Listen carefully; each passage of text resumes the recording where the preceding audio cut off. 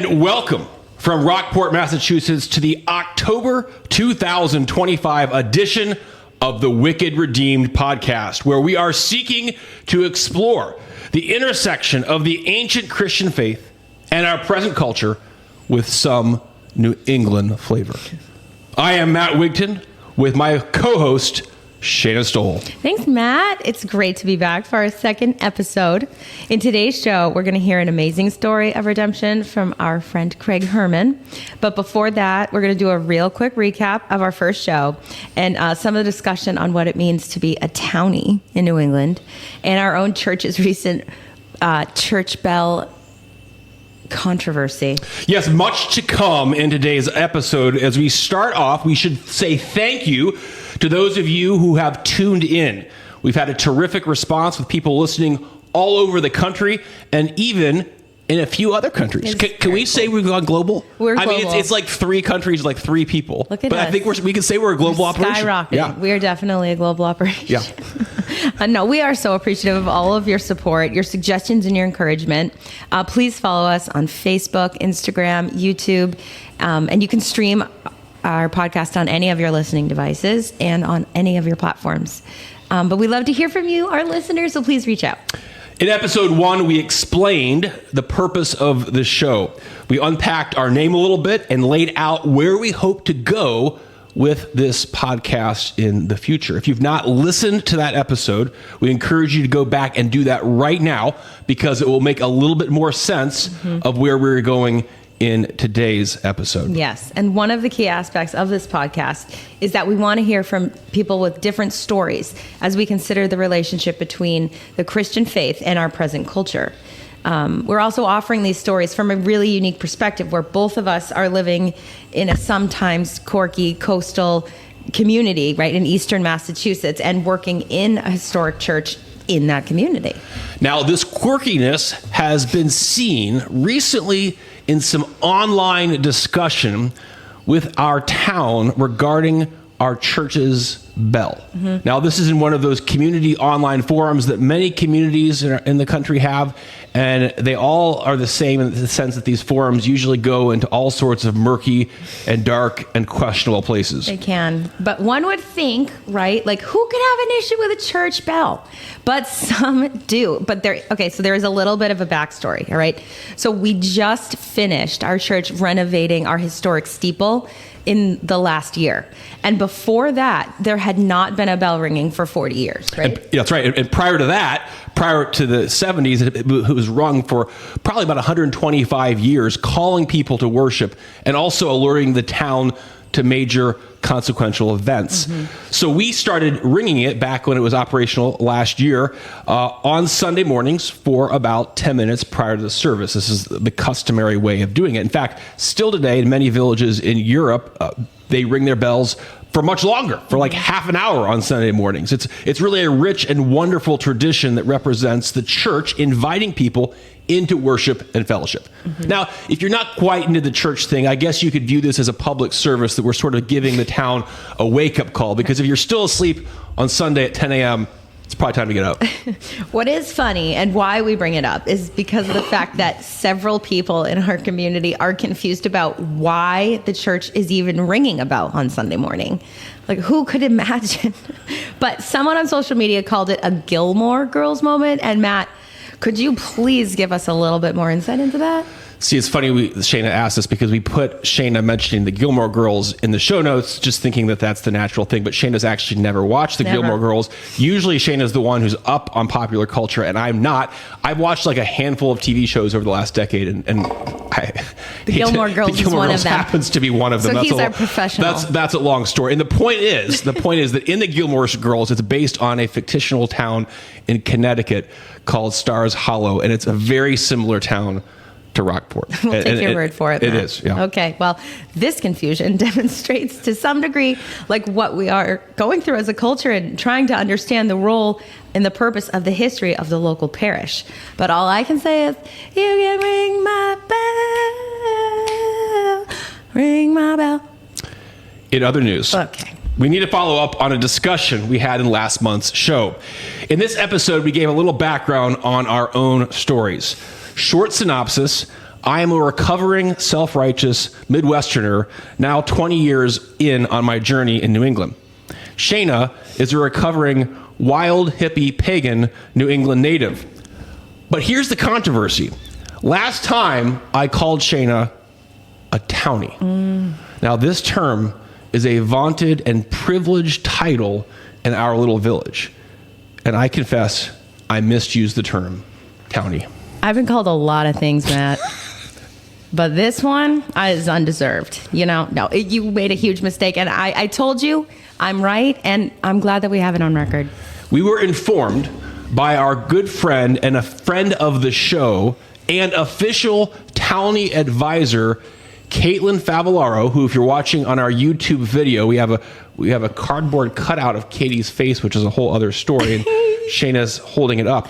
But Katie was actually voted in our town's public school yearbook to be the most likely to be a townie. This is true. So she's legit in her credentials. And she told us the definition in New England of a townie is this, that you have both parents and grandparents who lived in the town and were active in the town.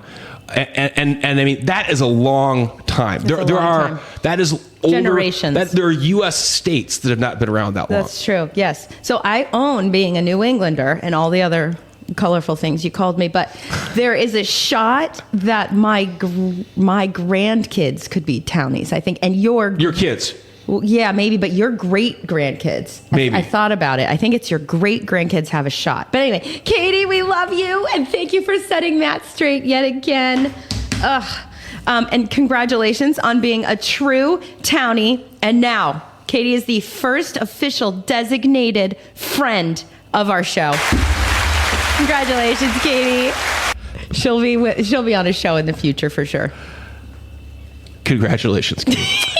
Well, I think at this point, we need a little dose of some wicked redemption. Amen. And it's time to introduce our first ever guest on the show. Oh my goodness. We are thrilled to have our friend Craig Hermann with us today on the show. Let's give him some applause too.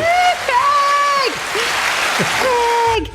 Thank you. Yes. So Craig is also a New Englander with lots of flavor.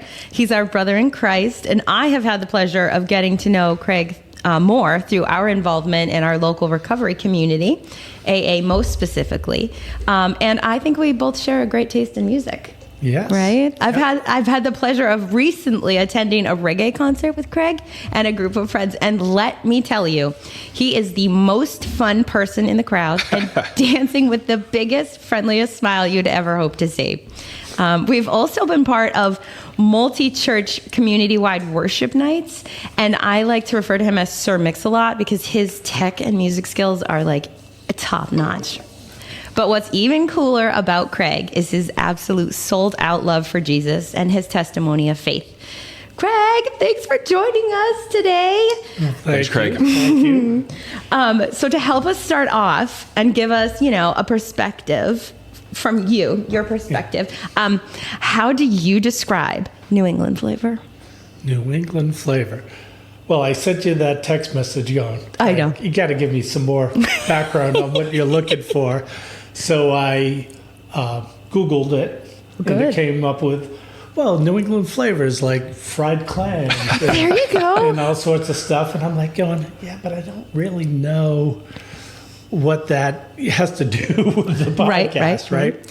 So then I was on your Instagram page, and your intro gave us some more depth for me understanding it. And I do say that I would definitely say like New England flavor is family and community. Yeah. And similar to what you were just talking about with townies, I definitely am a townie. You count. A townie? But you're our neighboring town, right? You're a townie of Gloucester. I'm a local. Congratulations. Right? And so my conversations with people are like, yeah, you're still not local. You're not a local. How long can you trace your that you know of? How many generations, Craig? I can actually go back at least to my great-grandparents. Wow. Awesome. And on my mother's side. Okay. And then at least my grandfather came over as a child from pretty sure it was Germany, and they landed down in they were living down in the city, New York City. Wow. But then in the 40s, they moved up here. They had a summer home up here and lived in Winchester. But Awesome. yeah, my grandmother and a bunch of folks, we go back at least. You got the flavor. He's got the New England flavor. We got the flavor.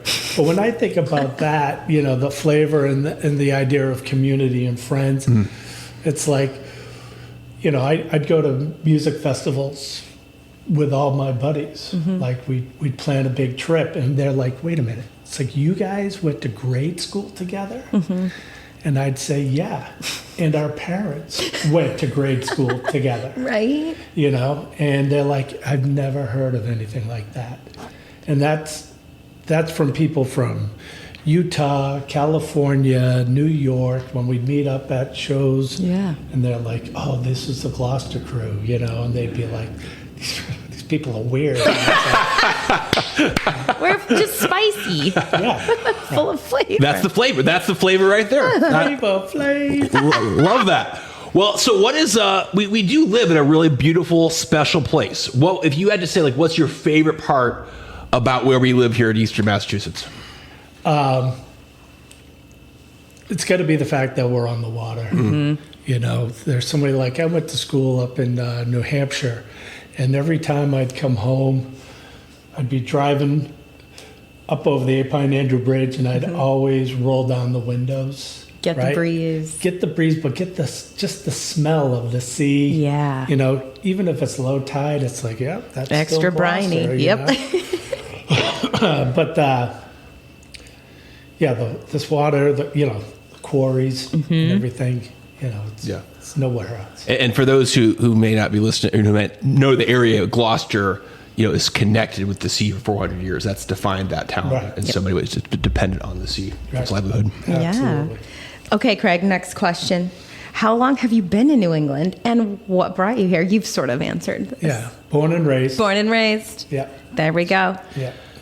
And we know a little bit. Shayna gave us the insight into your music background. That sounds like you're really fun to go to concerts with. I think everybody's listening is going to go with you now. You're going to have like a list of people want to go. Fabulous. But what's kind of your current vocation and maybe some other key hobbies? And I see you working out in the gym. I know that's one thing you do in the mornings. We see each other there. What's your vocation and other things you're doing?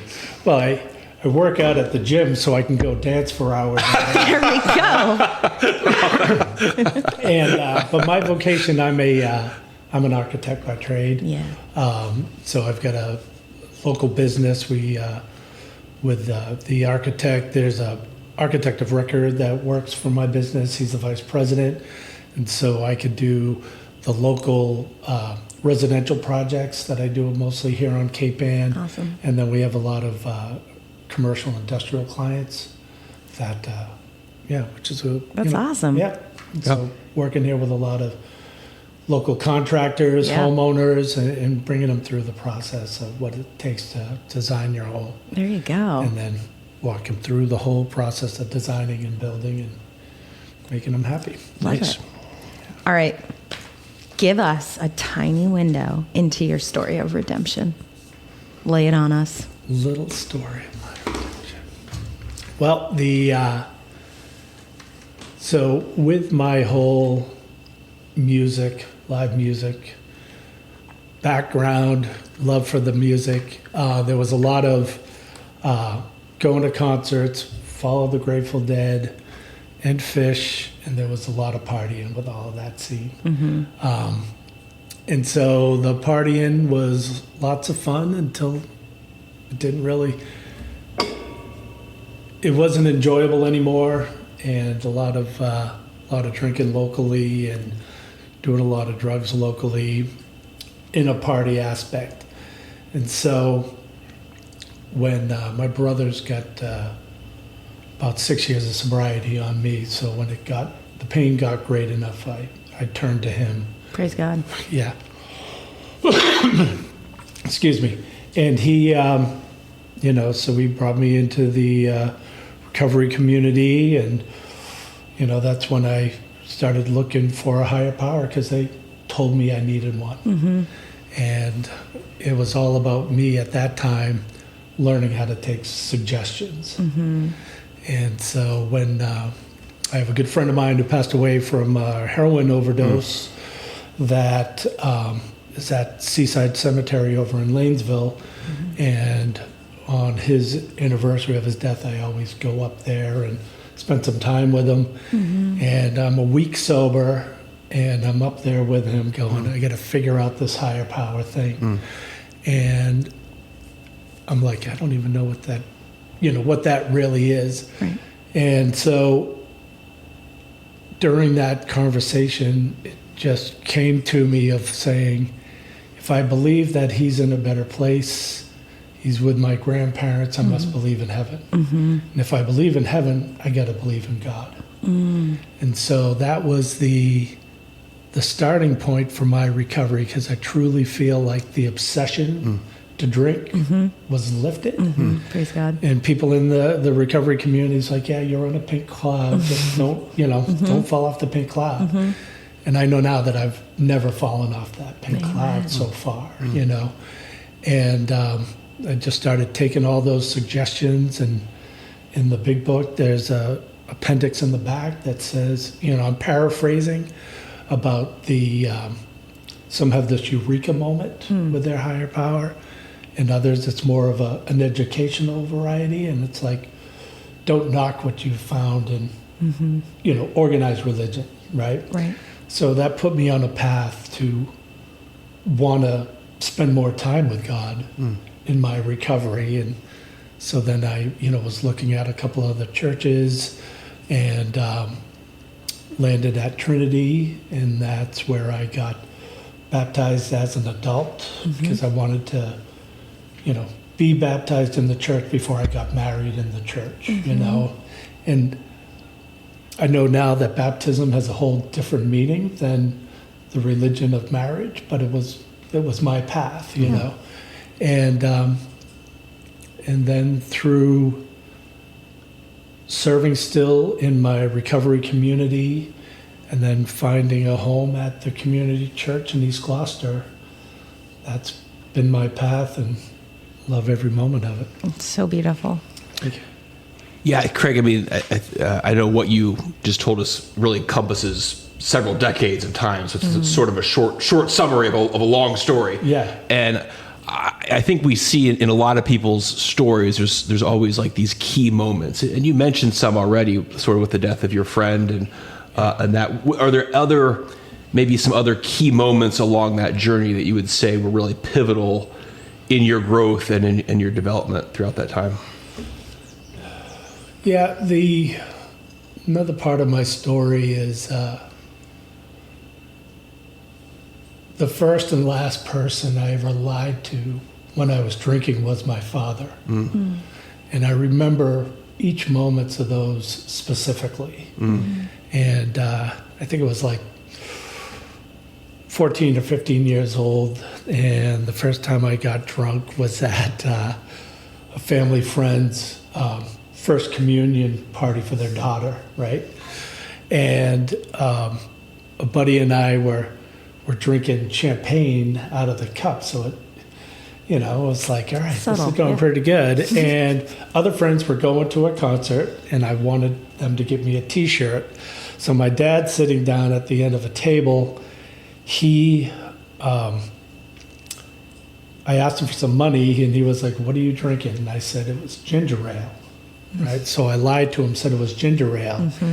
And he asked his friend, who was sitting next to where I was standing, he was like, "Nancy, try his drink and tell me what it is."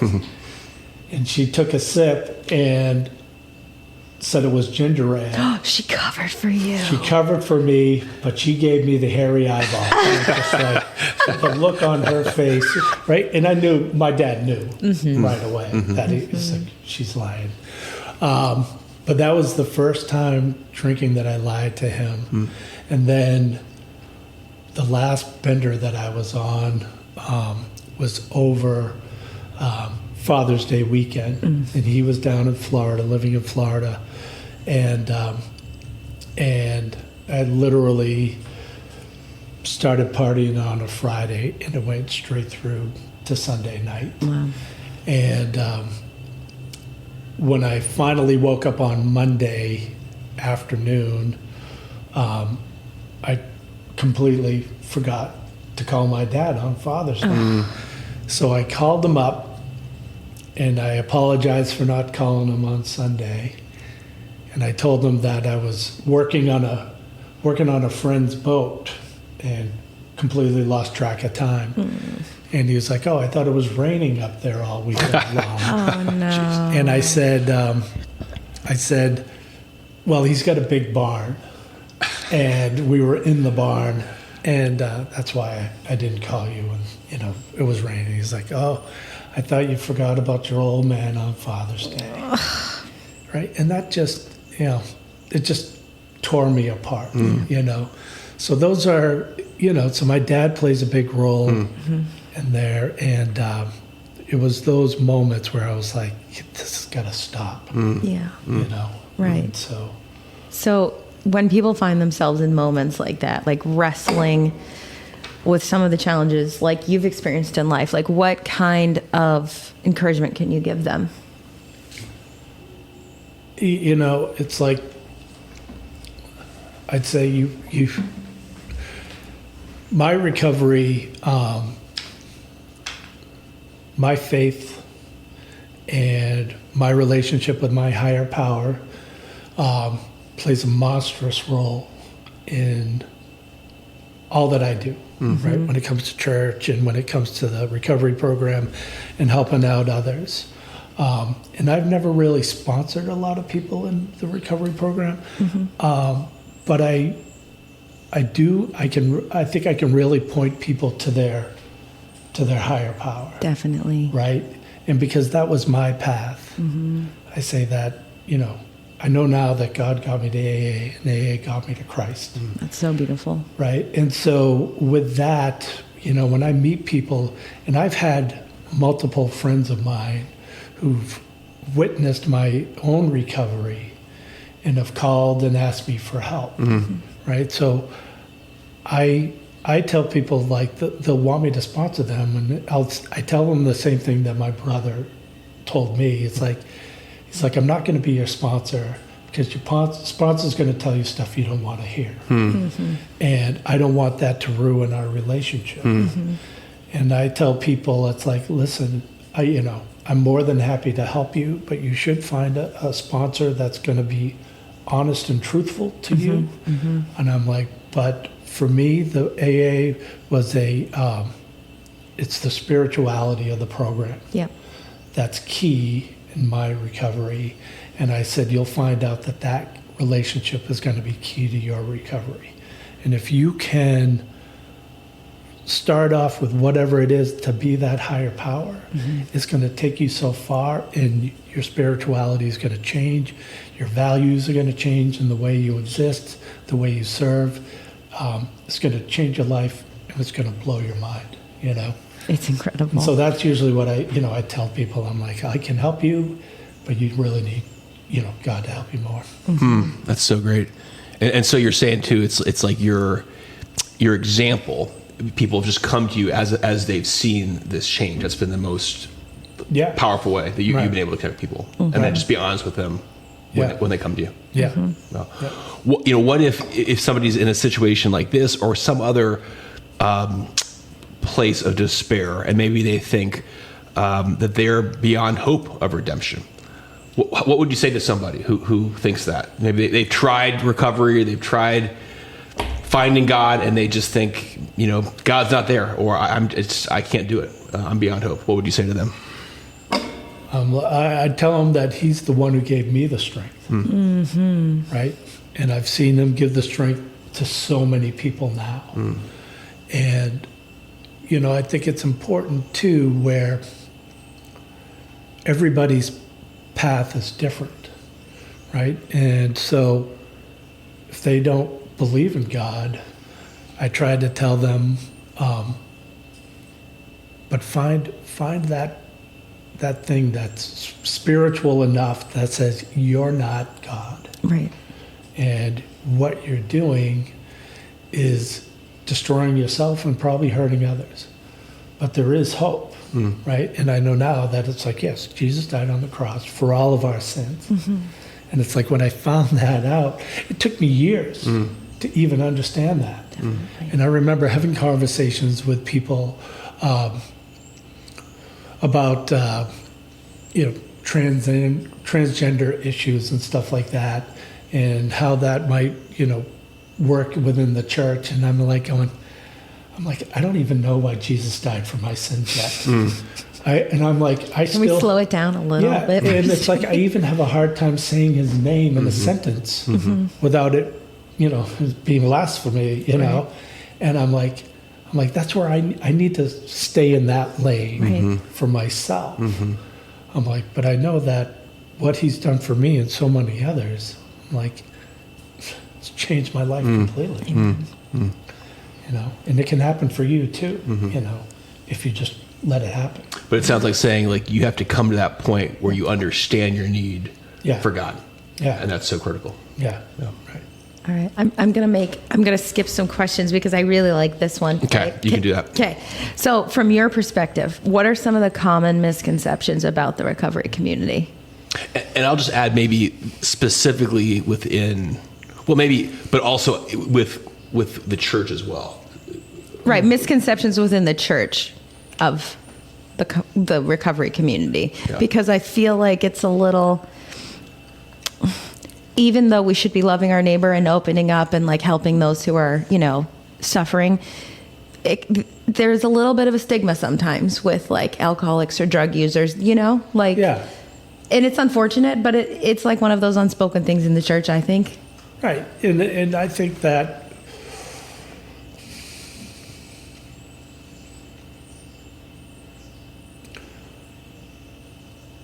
there's kind of like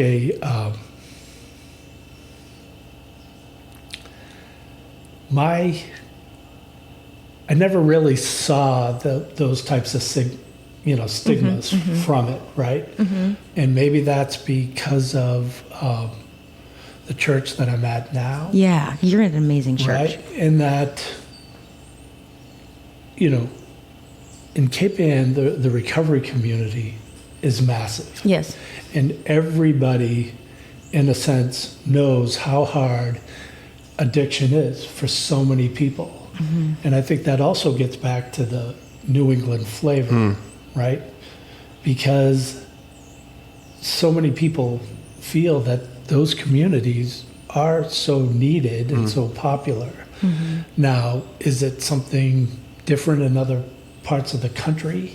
Maybe that stigma does come a little bit further. You're right, yeah. Right? But when I started going to the recovery community, it was so welcoming. Yes. And there's not a single person that said to me, some people are like, why are you going, to these meetings and stuff like that? And I'm like, because I'm a mess. Right. But nobody said, you don't need it. Right. Right. They're all like, good for you. We know you're a mess and you do need it. Right. Yeah.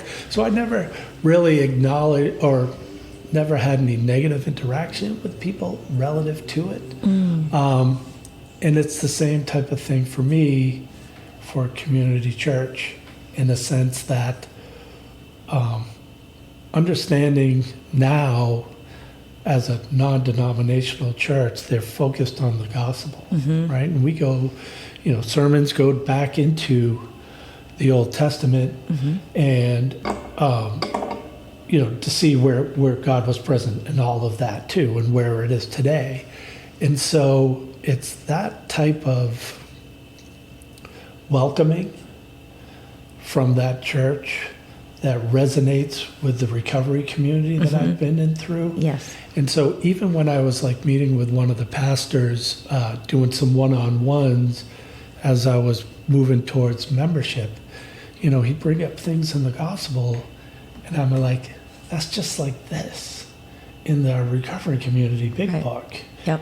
And he's like, yes. Awesome. And it would bring tears to our eyes because we're going that much deeper in just acceptance of who we are, right? And if Jesus was hanging out with tax collectors and prostitutes and all of these broken people, and saying these are the ones, they're the ones who need the help. The healthy don't need the doctors. Yeah, that's right. And I think something that I've loved with my experience with many friends and family in the recovery community is the honesty, right? Because the fact of the matter is, maybe we don't struggle with addiction, but if we're honest, all of us are messed up, right? Yeah. All of us Right. deep down are have all sorts of baggage and darkness, and we all need Jesus, no matter what our issues are. But I think that there's something beautiful about the way the recovery community embraces that honesty and putting it out there, right? And Yeah. many of us, maybe who are self-righteous, that's hard to be honest because we think we have it all together, but none of us really do. And that's the beauty of the gospel, is saying Christ is our hope, no matter what our issues are, where we've been. Right. And that kind of just brings me to Rick Warren's Celebrate Recovery, and some of these other Christian-based teen challenge, oh yeah, right?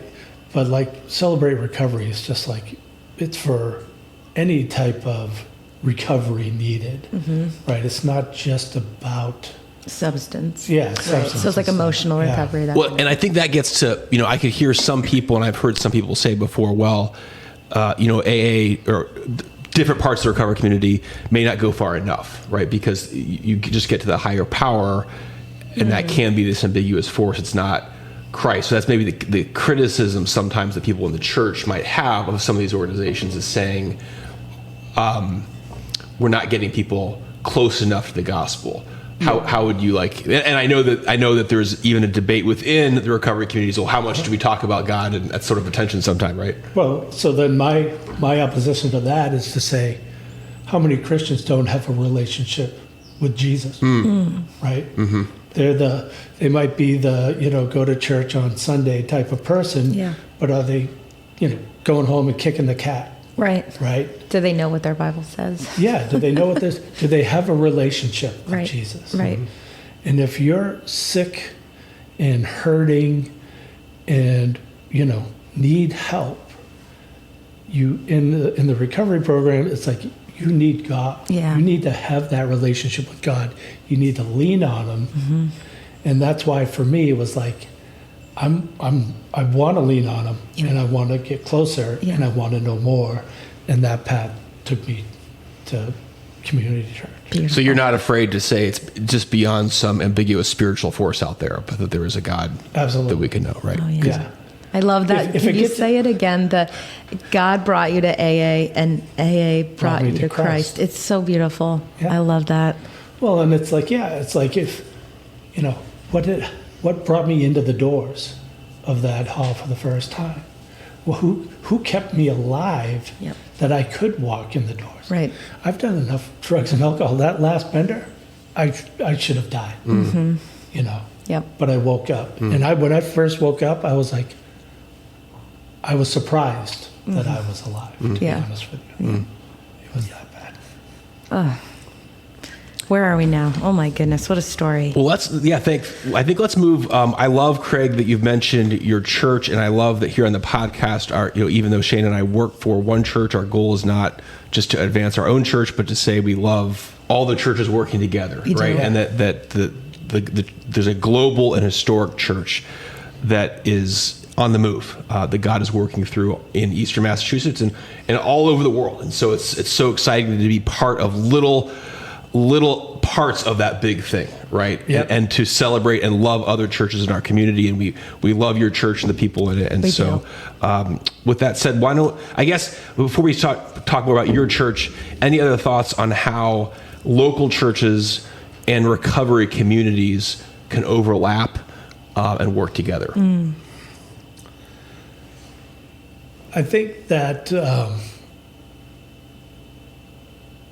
I love the fact that a lot of our meetings in recovery are in churches, I do too. right?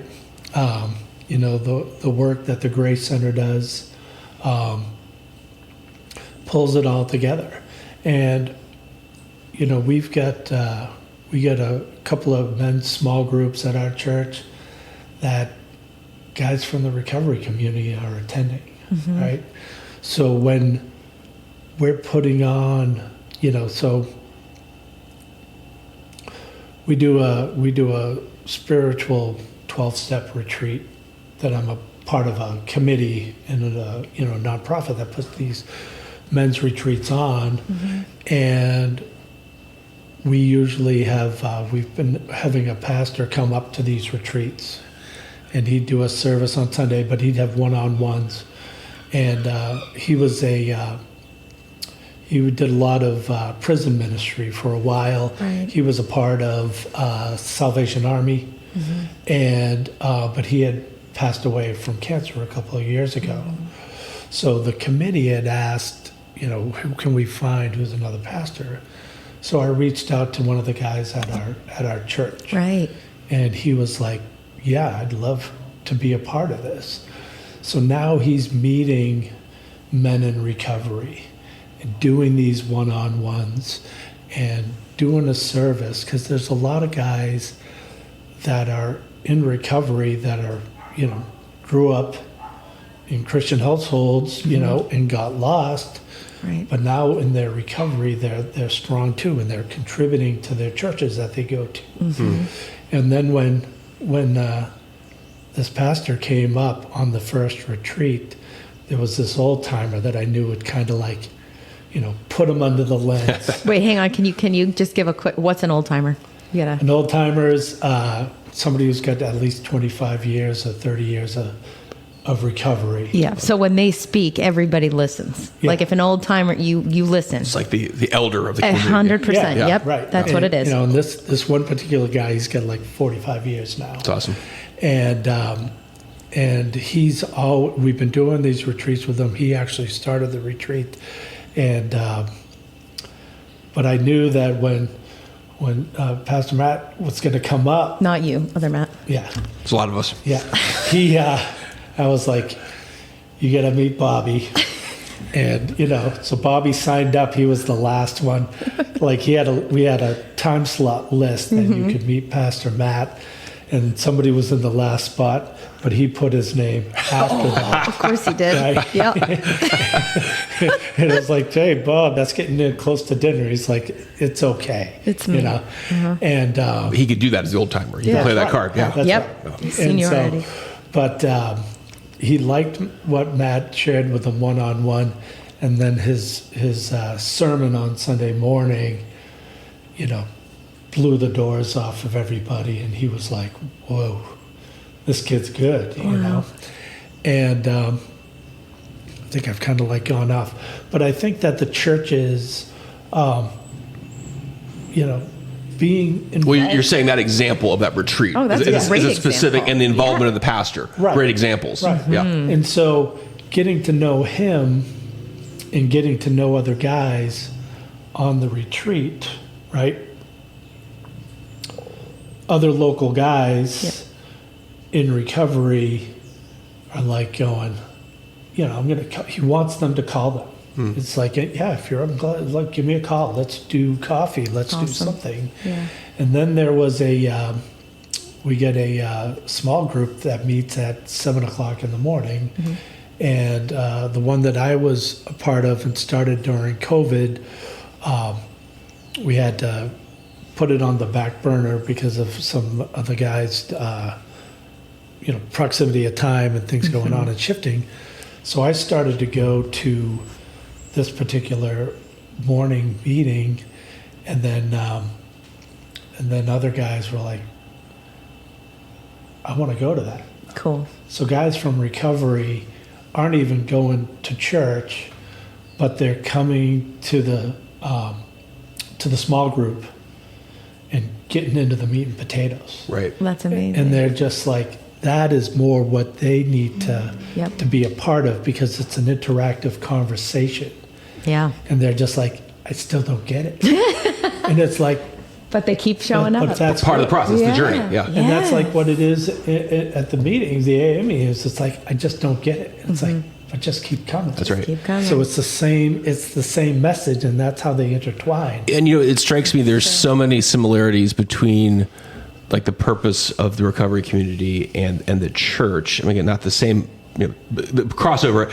But in our culture, we're taught to just do everything by ourselves and sort of this radical individualism. So it takes a lot of humility and sacrifice of your time to say, I need help, and other people can actually do that, right? And that's part of why, as Christians, we need the church to help us. You can't just be a Christian sitting at home looking at Instagram, right? Right. You need the community to help you grow Yep. in obedience and discipleship to Jesus. And to question you. Like the recovery community isn't just like, good job, you've done it. Like he says, like your sponsor's going to kick your butt. They're going to tell you things you don't want to hear. Yeah, I like that. Jesus does, right? Like, Well, we should be hearing things we don't want to hear at church. Right. We need that guidance and kind of the yeah. Another quick story. There's a level of fear when you first walk into your meeting. Yep. At AA, when you're first coming around. And fear going into churches too. Yes. And that's exactly what happened to me. Oh yeah, it's It was so such a intimidating. Right. But it's like I knew I needed to do it. Yeah. And so there was a little bit of, it's like, okay, I walked into an AA meeting for the first time with my brother, and it was scary. And now I'm walking into this church with my children, but people were welcoming. And I was like, where's the Bible app doing? Yeah. And they're like, oh yeah, you can do this. And I opened up like the King James Version. I'm like, because it's part of a reggae song. I know. King James Version, right? Steel Pulse, King James Version. I learned a lot about the reggae songs here at the church, Michaela. So I know all of This is that. so biblical. Well, and that's really where a lot of my spirituality came It from. starts in the OT. Yeah. I know. Yeah. And so, so when COVID happened, right? To me, it felt like everybody was in early sobriety because it was the fear of the unknown. Nobody Yes. knew what was going on. And no one was acting rationally. Yeah. Or it led us to need sobriety as well. Right. Yeah. Well, and so COVID. what I knew to do was I called up Pastor Jake at our church, and I'm like, I got to get face to face with some guys. Yeah. I'm like, because it feels like early sobriety, the fear of the unknown. And he's like, oh, sounds like you want to start a small group. Yep. And I was like, I don't know what that is, but if that's gonna, give me face to face with some guys and tell them how I'm feeling, because that's what I learned in the recovery community, then I'll do it. Yeah. And we sat in the parking lot outside of the church. Right. For a good Freezing. couple of months. Right. Yeah, but we did it, and everybody was feeling the same way. And he literally was like, call this guy, these 6 guys, and, see what they want to do. And they all said, yeah, let's do it. I love it. That's awesome. Well, let me, Shanna, why don't you do the last question? But I'll ask question 16, and then you can ask the final question. Okay. But Deal. You kind of already touched on this, but we hear so much criticism of the church generally, and there's a lot of problems in the church. There's a lot of stuff, but the church, in general, is still a beautiful thing. It's the bride of Christ, and it's all about Jesus. And so, tell us something that you love about your local church. We like to hear good things about the church. What I love about our local church, that community church, is how, it's not really a business model, right? But I see it similar to a business model where Pastor Tim doesn't want to do everything, right? He wants the elders, the leadership team, he built this community in this church to be able to function without him. And so he's been, he went on a sabbatical for some time to work on his doctorate and dissertation and everything. And we still function, right? And so to me, there's a lot of power in that because it's like not one person makes all the decisions on how to do. Now, if you want to talk about AV technology, he he beats me hands down. He is amazing. He's absolutely incredible. Like computer design. Come help us. Why are you not helping He's a us? mastermind. Oh, he's helped us. Yeah. We printed out his dissertation because you had a technical difficulty that day. Fun fact, our printer did that. Yeah. And he once like offered me some advice on our website. He wrote me like a 3-page email Don't look like at that website. on computer coding. It was incredible. He's an incredible pastor. Yeah. But it's, and the way that everybody comes together, supports each other, the amount of different ministries that they offer, global outreach, right? We've got people around the world who are serving and how we support them, the number of small groups, right? And the idea that, they say, here, if you want to get involved, there are so many opportunities for you to serve, If I didn't go to our that church, I would go to your church. It's a great church. Yeah. All right, Craig, this is it. Okay. We've reached the end. You're fabulous. We think you're great. And this is the last final question that we will ask every guest that we have ever had. Because you're the first. Because you're the first. But we answered it. Hopefully not the last. We answered it ourselves. But, okay, who are the 4 to 5 people who have most impacted your life's journey? All right. Doesn't have to be 5. Doesn't even have to be 4, but just... Ish. All right. First on the list, Jesus Christ. Amen, brother. He definitely, even before I knew him, right? He's there. My brother. My friend Jeff. He and I've been side by side in our recovery for the last 24 years. It's amazing. And the friendships that we have now goes beyond any bond. My father, as I told you, on that journey. I look at my buddy Aaron, who passed away. Yeah. His parents are still a part of our lives, even though they've lost their son. But he grew up down the street from me, and we were close friends. And even through my recovery journey, his parents were always there for me. Their close friends are in recovery, so they knew everything that was going on, and they were thrilled that I was taking that step. And they're our daughter Ruby's godparents. Oh, that's so Aaron and beautiful. his family too Incredible. play that significant role. I mean, they must be so proud to see like the resurrection, right? Like the death of one son and then this new life in the friend. That's beautiful. This was his stone. Wow. Right. His mother gave this to me on my first year anniversary. Wow. And I haven't taken it off yet. Wow. And then he got this from another dear friend of ours. And so when you talk about New England flavor, Right. that's how it goes back and passes around to everybody. Decades of connection. Yeah. Oh, that's exactly. so beautiful, Okay. Craig. You're up. No, Yeah. you're up. Yeah. Well, stay tuned for our next. you're right there. That's right. I already asked him. I said, "Oh, well, thank you, Craig. Thank you. I'll just thank you so many times. Thank you, Craig. No, that it's a profound story of God's redemptive work in your life, and your testimony is both powerful and faith-bringing to a dark world.